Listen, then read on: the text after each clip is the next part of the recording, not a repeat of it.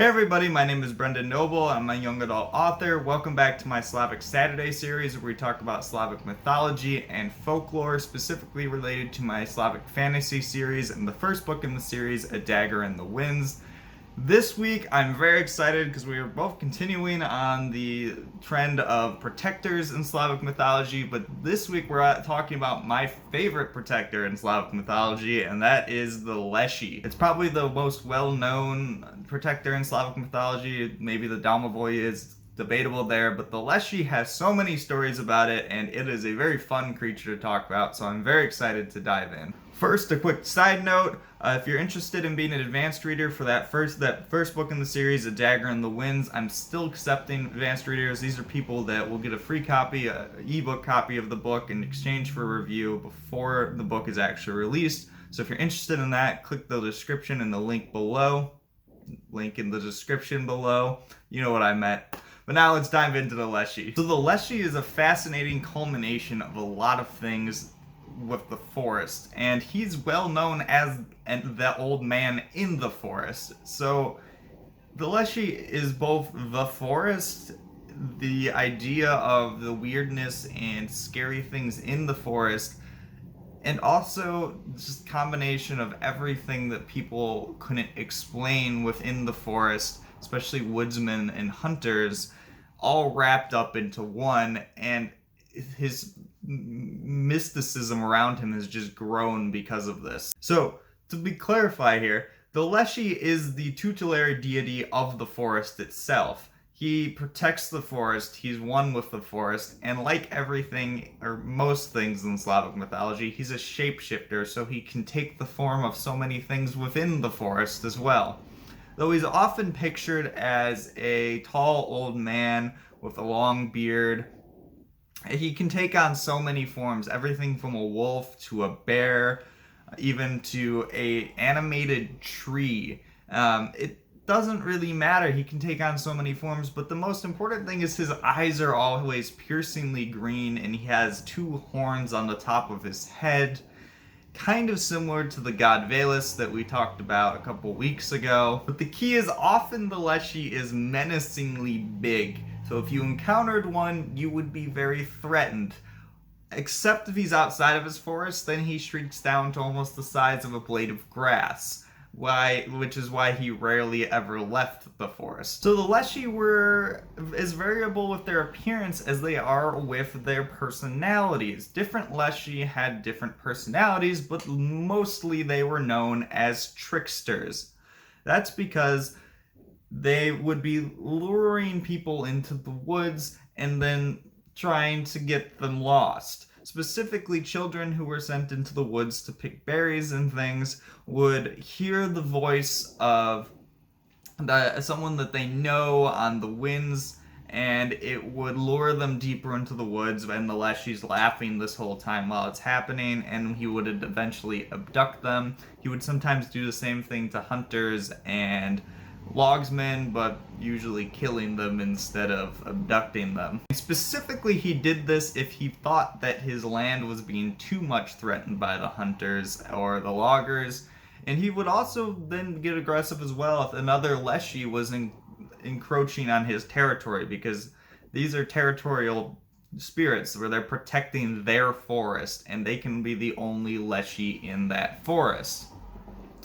Though this may sound somewhat savage, it's meant to be kind of the explanation, I think, for people getting lost in the woods and never returning. The woods were everywhere around the early Slavs, and you could get lost easily because they didn't have very developed roads or really much of roads at all. So if kids became lost, they needed some type of explanation for this, and the idea that a forest spirit took them away was probably the easiest one. But this abduction of the children wasn't thought to be really violent. It was thought that he brought the children into his family of forest people along with his wife, and that the children would then live out the rest of their lives among the forest people.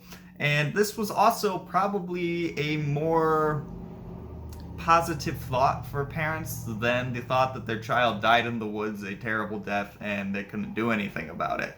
So there's this constant thing in Slavic myth where people are coming up with these stories of these spirits to try to supplement or supplant what the actual harsh reality may have been. So all of this being said, the Leshy is still more of a neutral spirit towards people. It really doesn't do any of this out of a malevolence or any hatred of people. Often the Leshy could be very helpful. In many stories and myths, the Leshy was pretty helpful towards the protagonist. And this is because if you're kind to the Leshy and give it offerings of potentially a flock or just respect the forest, the Leshy would help you as well. It can show people along their way instead of getting them lost. And there's this balance here of, again, respecting nature is a big thing in Slavic mythology and respecting the cycles and power of nature. And so if you're kind to it, it may be kind to you in response. The Leshy also was trying to do this really to have fun. The only thing, it seemed the thing it cared about most besides protecting the forest was enjoying itself. So if you were lured into the Leshy's trap, it was thought that you could make it laugh and this would help you escape. One of the things that people commonly did, or in the stories at least, to get away from the Leshy was to take off your clothes, turn them backwards, and then put your shoes on the wrong way.